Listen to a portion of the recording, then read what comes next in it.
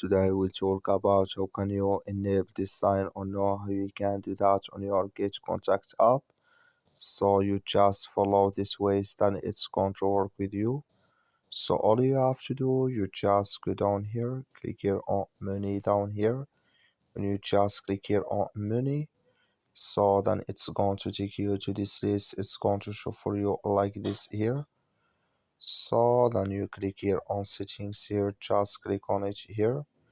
So then you come to next step, it's going to show for you like this. Then all you have to do now, you just click here on color ID settings, you just click on it here. So then it's going to take you to this list. It's going to show for you like this. You come here to show call card for calls coming from other apps. Click in this sign like you see. So then you click here on allow.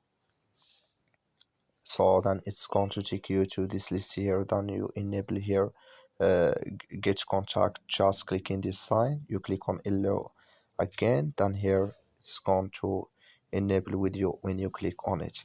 That's all. Thank you for watching. Don't forget to support us by liking, subscribe.